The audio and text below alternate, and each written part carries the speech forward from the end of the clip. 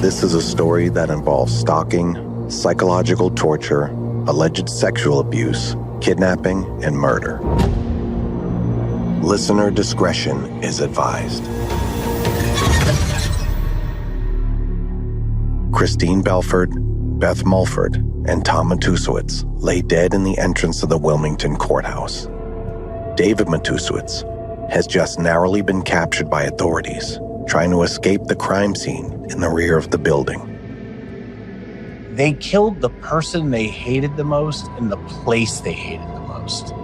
This was not just a bullet to the heart of Christine Belford. This was a bullet to the heart of the justice system that had wronged them. They were aggrieved, and it was symbolic in so many ways that they killed her in that courthouse. Members of local, state, and federal law enforcement systematically clear the courthouse and surrounding areas for other possible threats. 81 clear. 8814 clear. We had learned where David's white Honda CR-V was parked because we had detectives scouring the parking garage that was attached to the courthouse. David and Tom pulled into a handicap spot, backed their car in, and it was immediately adjacent to the exit of the garage where they could quickly leave the garage if they were able to get out of there. Based on how and where the vehicle is parked, police believe this was meant to be David's getaway car. But the investigators on the scene, with intimate knowledge of the family, make it clear that when it comes to the Matusiewicz family, things aren't always as they seem. And it is better to be safe than sorry. Due to the history that we knew about the Matusiewiczes, we used their bomb unit to clear that vehicle. When detectives located the car, they could tell there was a lot of items inside the car. So much so that you really couldn't see well into the car. So there was a concern that is the car a plant? If we open the door, potentially is there a bomb in this car? They used a robot and a bomb operator in a bomb suit to open the vehicle and remove all the contents before we were able to thoroughly go through it for evidentiary value. There was not a bomb in the car. It was just out of an abundance of caution.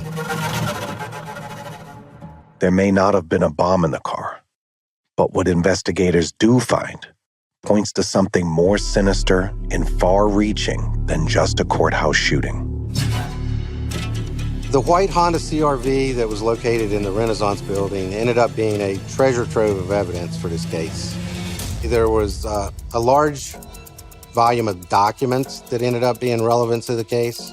There was also a duffel bag in the rear that contained some really concerning items. There was ammunition, an electric cattle prod, there were handcuffs, leg shackles, a large knife, and I believe a ballistic vest was even located within that bag. It was all very thoroughly planned out. But for the work, the actions of law enforcement officers in the courthouse that morning, David would have gotten away. And I don't know what would have happened then. What we find is evidence that makes clear that this was not a random act, that this was planned, it was premeditated. For me, that tells me that there was a different plan when they left Texas to come to Delaware. Something happened, something altered that plan. That what occurred at the courthouse potentially was a plan B. And it was in my opinion, an agreed upon plan B, because in the video you can clearly see Thomas and David embrace in a hug before David walks through security and gains access to the courthouse, and Thomas stays in the lobby. They weren't a very affectionate family. So that embrace, to me, was a goodbye embrace. This is a final I'll see you on the other side kind of embrace. If killing Christine was Plan B, police discover a terrifying piece of evidence that suggests Plan A would have meant far more bloodshed. There was a spiral composition book, like a notebook that any kid would take to school with lined, ruled paper. A document was located in that notebook, a handwritten document. In a car filled with deadly weapons, nothing fills law enforcement with more dread than a handwritten list in an unassuming red notebook. Had the letters HL at the top. Ultimately, we determined that HL stood for hit list. And the names on that list included all the people that the Matusiewiczes felt were responsible for them losing rights to be around the Matusiewicz children. Christine Belford's name was on there. Timothy Hitchens' name was on there. Some judges' names, attorneys' names, medical physicians, psychiatrists, counselors. It was just a who's who of who they felt was responsible for them losing the rights to have anything to do with the Matusiewicz girls. If there was a larger scale plan, detectives cannot be sure why their focus narrowed, and in the heat of the moment, there is no time to speculate on what could have happened. However, one thing is clear. When push came to shove, and it was time to act, the family made the game-time decision to prioritize killing Christine over everything else. Because Christine has always been the biggest roadblock to their ultimate goal. We've got a very quickly formed command center in the courthouse, and we're shooting off assignments to people. There was a meeting coordinated in the basement of the courthouse. It was a very, very large group of people there. The Attorney General at the time was Beau Biden. He ran the meeting. The state prosecutor was there. There were some judges there. The first concern at that time were the three Matusiewicz girls. Where are they, and are they safe? The three Matusiewicz girls are investigators' #1 focus. But as one team works to track them down, another mobilizes to neutralize the most dangerous threat to the girls. We know where Thomas is. He's deceased in the lobby. We know where David is. But this is a family affair. This is the entire Matusiewicz family. So I immediately start asking, where is Lenore? We start doing some research trying to figure out where were they before the courthouse? Where are they staying? We end up developing an address in Maryland. On the day of the shooting, David and Tom came to the courthouse together. Lenore remained at the friend's house in Elkton, Maryland, just across the border from Delaware, where they stayed the night before. I volunteered my team to go over to Maryland to try and put eyes on Lenore and to deal with whatever may be over there. Because my guys are already deputized, they have jurisdiction to go across state lines. So a team goes over there. They end up encountering Lenore. They tell Lenore that Thomas is deceased. We asked them specifically, how did Lenore react to the news that there had been a shooting at the courthouse?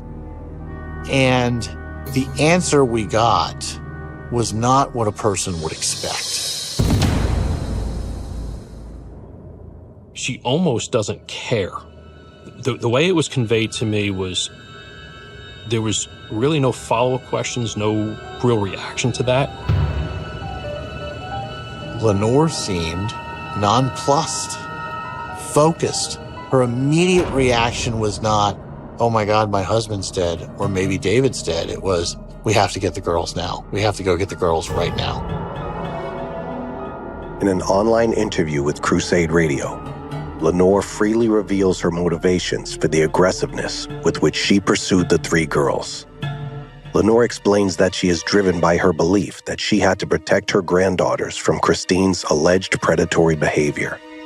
Her objective is to simply get the girls to safety by any means necessary. Christine had totally annihilated my son. She said all the time that she knew that the way to hurt him was by hurting their children, and she did. They had gone through custody and divorce. When I found out that my 5-year-old granddaughter was being molested by Christine, I went with my son and I took their 3 daughters to Central America because my son loved his children and had to get them to safety. We were hoping that that's what we had done when we left, but the powers that be brought us back, and they put the children back with their abusive mother. So we have to get the children to safety. Lenore believes to her core that David's children were most safe when they were on the lam in Central America. She is totally committed to keeping them away from Christine, regardless of what the government says. She was mission-focused. Immediately after word that her husband and son had involved in an active shooting in a courthouse, that was her immediate focus. And it was matter of fact, and it was intense. Thankfully, law enforcement understands that they need to quickly locate the girls and get them to safety immediately. Christine's oldest daughter, Katie Moffa, recalls this terrifying period of time. I tried to get in the car and go. I wanted to go get my sisters. I wasn't allowed to get them. They had already been taken into the police station. In Newcastle County, the Delaware State Police have school resource officers in our public schools. By the time I talked to the state police commander, we had school resource officers en route to all 3 schools to pick the kids up. By the time this meeting was convened, we had people en route to grab them. Katie Moffa was almost a surrogate mother to her sisters, these children. That morning, she got them dressed, she gave them breakfast, she got them on the school buses because her mom had to be in court to face evil, literally. By that afternoon, those kids were in protective custody.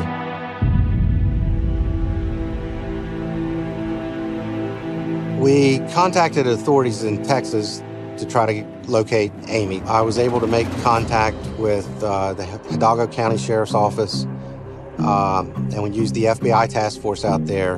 Initially, Amy was contacted at work in a hospital in Texas by the FBI on the day of the shooting. We just wanted to confirm where she was, and she played like she knew nothing about this. Just like Lenore, Amy cannot help but bring up custody of the girls. Despite her best efforts, Amy cannot hide her true intentions. I had asked the FBI agent when they came that night on February 11th at 11:30 at night, I want to know who is taking care of my nieces. All they would tell me, special people that take care of these kind of things, that's not good enough for me. They're not family. Unless it's somebody that's family that's taking care of these kids, and I knew Christine's family wasn't going to step up and take care of these kids. This is my brother's kid. Yes, he lost his parental rights. That does not mean that does not make them still my blood relatives. I don't care what any court or any judge says. These are not my blood relatives anymore, like they were my own children. Because in my eyes, they were. In the eyes of the law, Amy ceased to be the girl's aunt the day David's parental rights were terminated. And despite that fact, less than 24 hours after the deaths of her father and ex-sister-in-law, Amy makes a bold attempt to take matters into her own hands. The day after the shooting, Amy from Texas filed a petition to assume custody of the 3 girls. She sent that petition to the courthouse that was still closed because of the murders. The building had not even been reopened, and she was petitioning for custody of the children. It's time for law enforcement to lay siege to the Matusiewicz, Texas compound.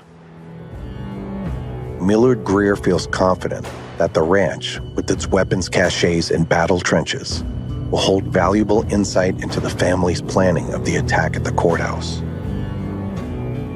Deputy Palaio used our information to obtain a search warrant for that property.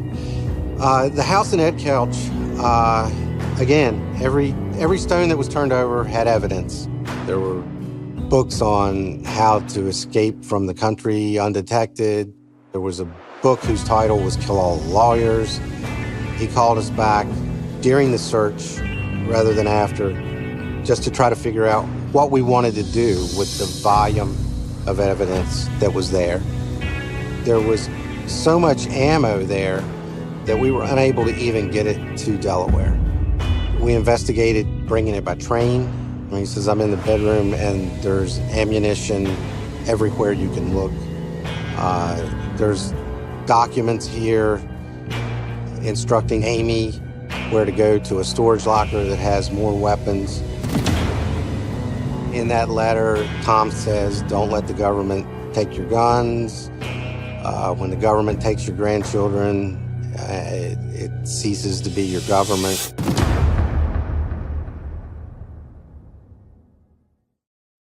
It would seem that the most important objective for the Matusiewicz family was eliminating Christine and showing the government that they were willing to take this fight for the three girls directly to their front door. At the courthouse, Christine was killed by Tom with Tom's gun, and the police now have a mountain of evidence pointing towards Tom's motives for the crime. But Tom is dead, and they know in their gut that Lenore, David, and Amy are just as responsible for Christine and Beth's brutal murders. There's one silver lining working in law enforcement's favor. They're able to put David behind bars. For now. He was taken into custody because he was on federal probation.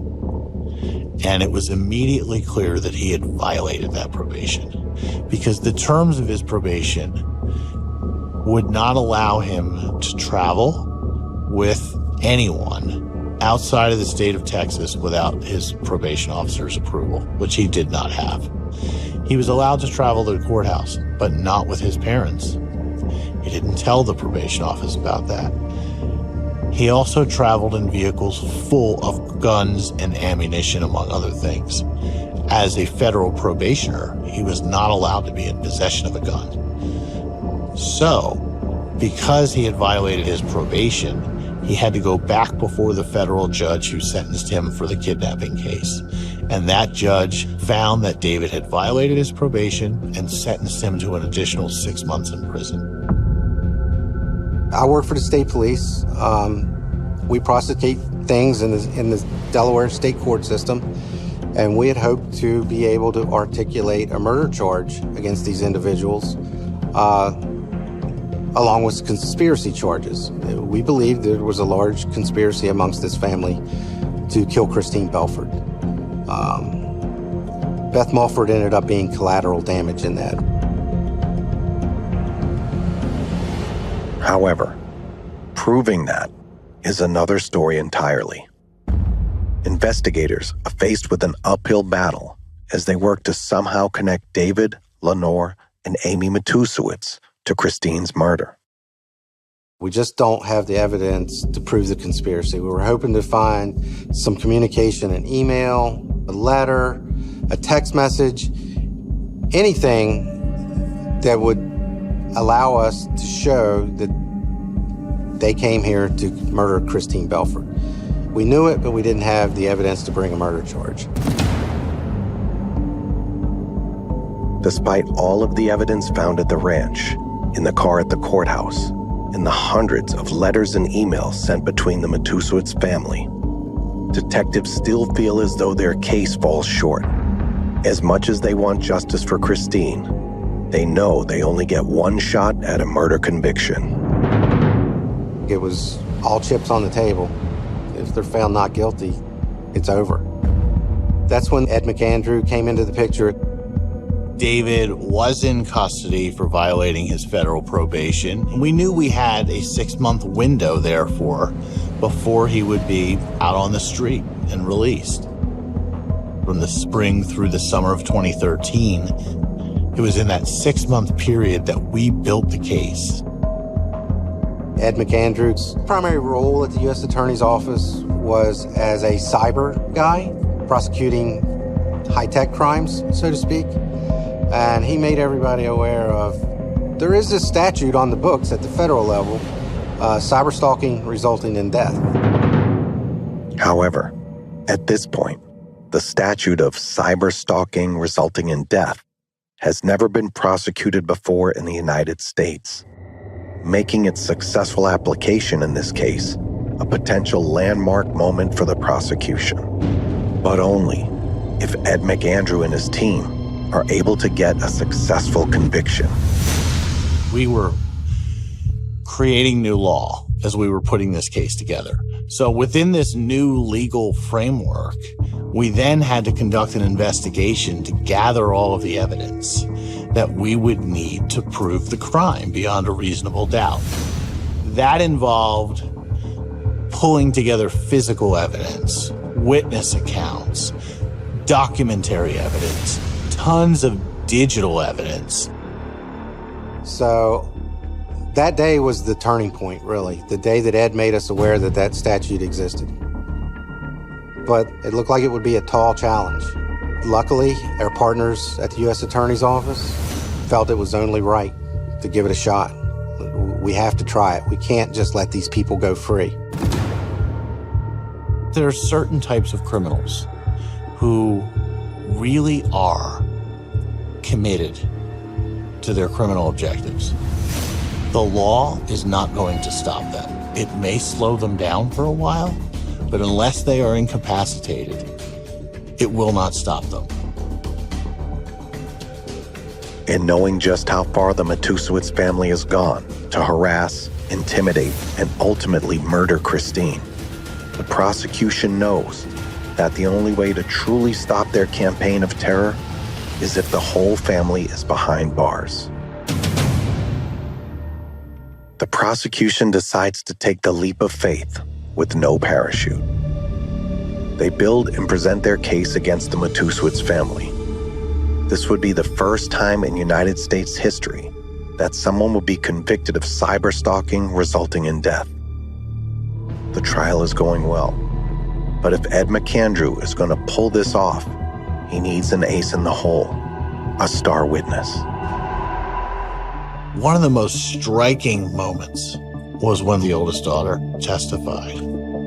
Of the more than 70 witnesses who testified at the trial, none were more important than her.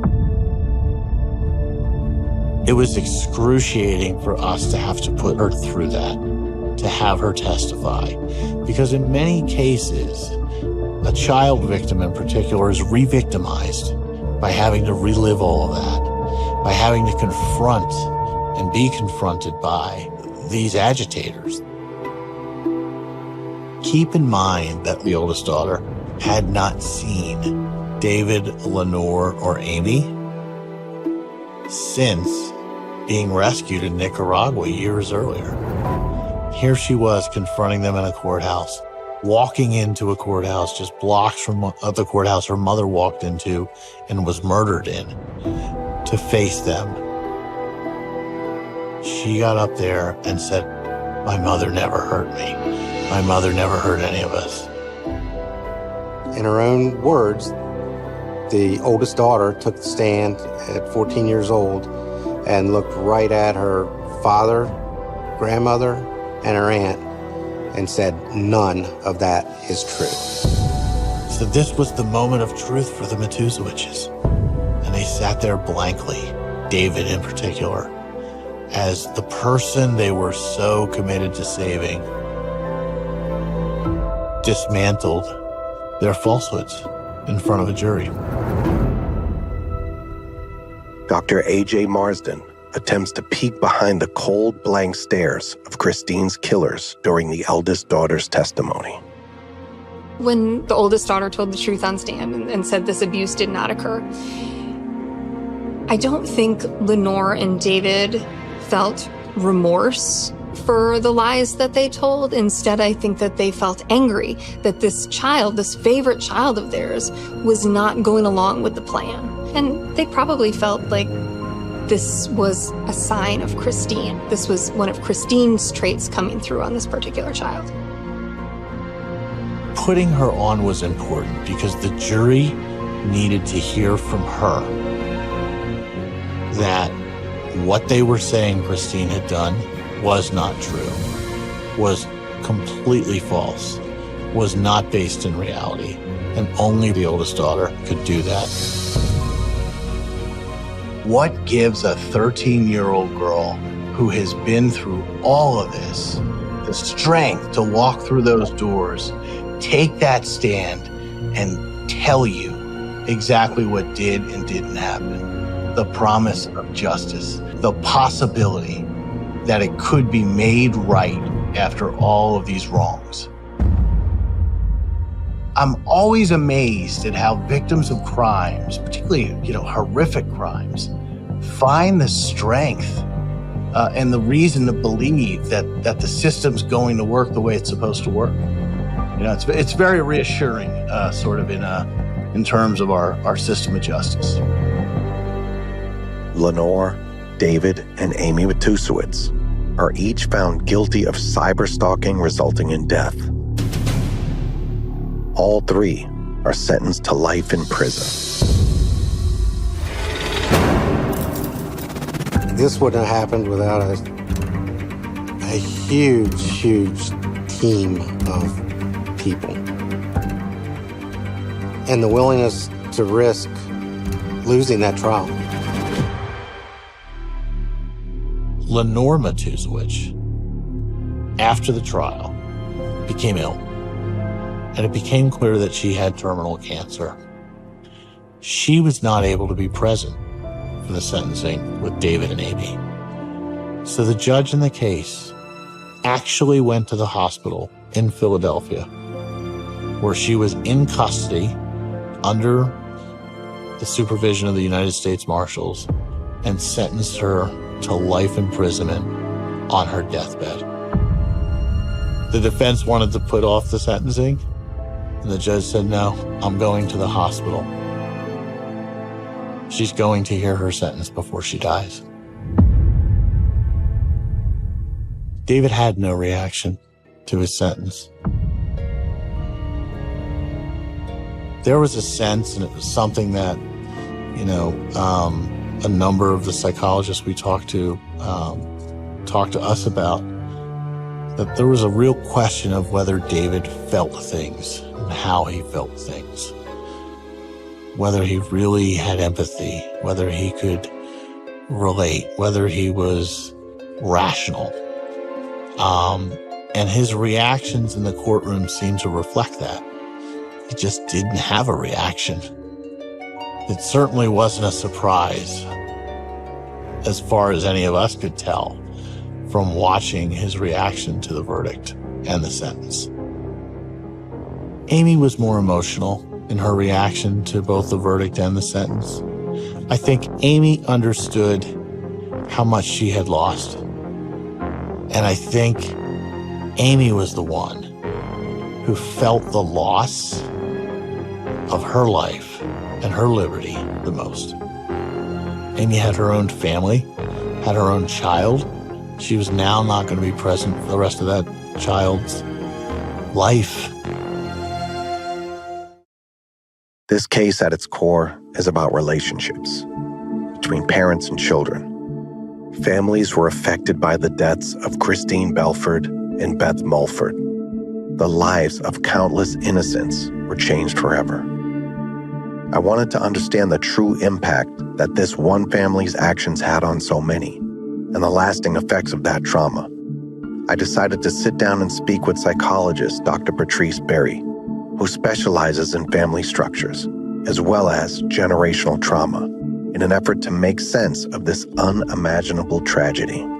We're so lucky to have Dr. Patrice Berry here, and it is hopefully going to lend some interesting and fascinating insights into this case. Yes. To someone on the outside, may seem like a custody battle gone wrong. But on the inside, it's so much different. In a case that is so large and reaching, how much of Christine's daughters suffered from the Matusiewicz family's actions? I really think that the three youngest, they lost their mom twice. And the impact of that, I can imagine a lot of significant therapy would be needed to just help them be resilient. Because the other side of it is you can really get lost and in that pain and grief and trauma, and you can kind of get lost in the midst of that. There's also Beth Mulford, who was a friend and was being a comfort and a support, lost her life. She was a wife, a mother. It's crazy to think about all the people impacted. Beth was there to support her friend. And nobody wants to lose a parent, especially to violence. Traumatic grief is different than losing your parent to an illness or an accident, because this was an act of violence. And so that can add some additional trauma to it. She was just being a good friend and got caught in the middle. And sometimes that can make it feel more senseless. And can you talk about how losing a parent to an act of violence can differ from, say, an illness or natural causes? With an act of violence, you have somebody making a choice. You have this individual. It can affect the person's sense of safety versus a unexpected illness or something like that. Like sometimes you're able to prepare. It really is a different type of loss versus a traumatic one, because you then have the court process. You have the articles and the media that can all get involved after something like this. And after so much tragedy and loss, how can the ripple effects of murder impact these children later down the line in their adult life? I think that could make it difficult for the girls, even as adults, as they have their own families, to be able to trust their kids going over to a neighbor's house or with their own families. There could bring up this mistrust. Because trauma, the bad stuff, it can get stuck. Where a person is saying, I'm fine, everything's fine. But every time they hear a loud noise, they're, having a panic attack. Because things like this affects what we call it affects our fear center.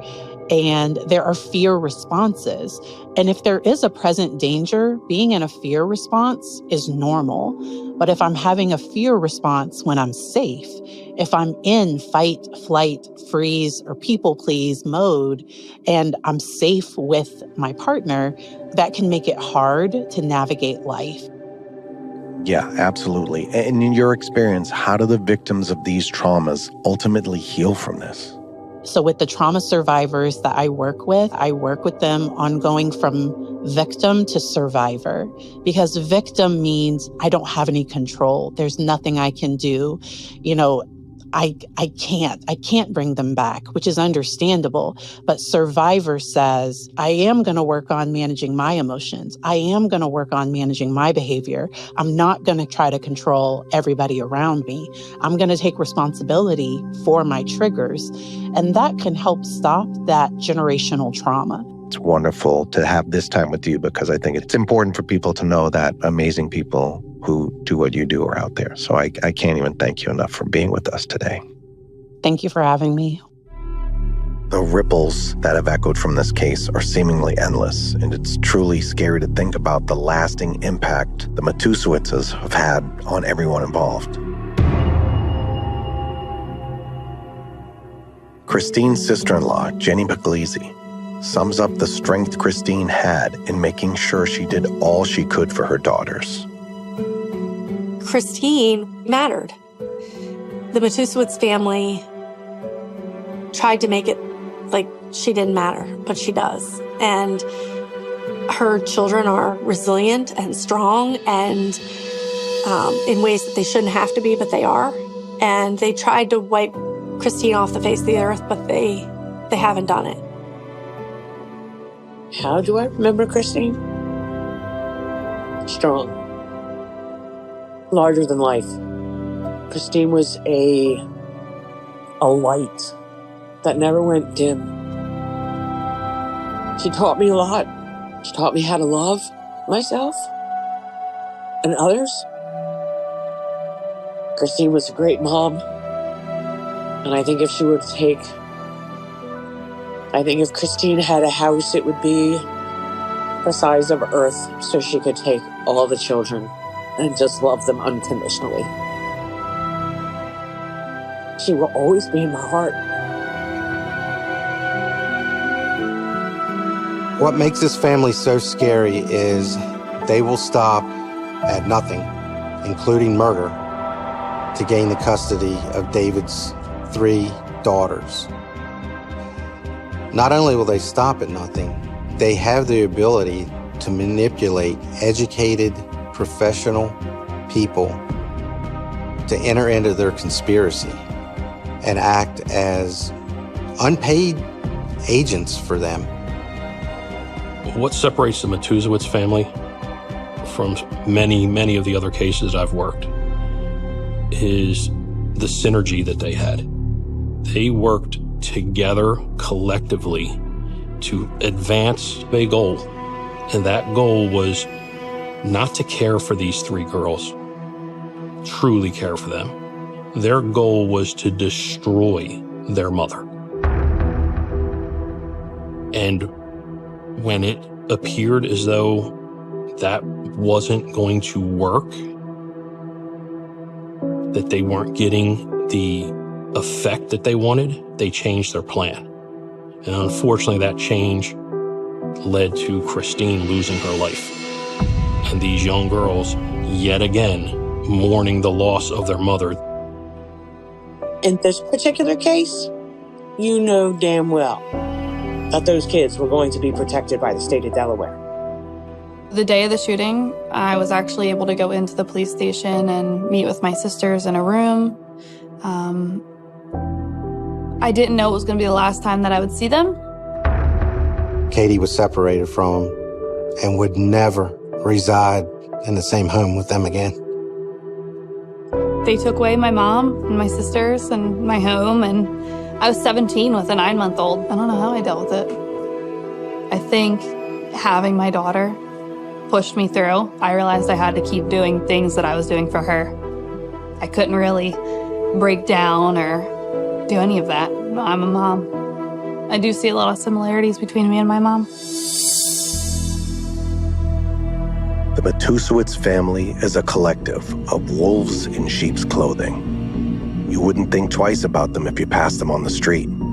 They operated in the shadows with meticulous planning, spies, and brutal violence, all in the name of their relentless obsession. But in the end, Lenore and the Matusiewicz family failed their goal. They never achieved total control of the 3 girls. Christine, however, only ever wanted her children to be happy.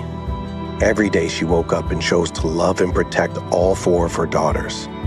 Christine's strength and spirit lives on through them.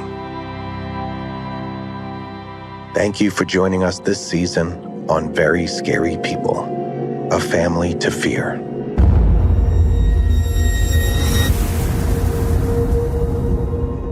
Very Scary People is produced by Lionsgate Alternative Television for ID.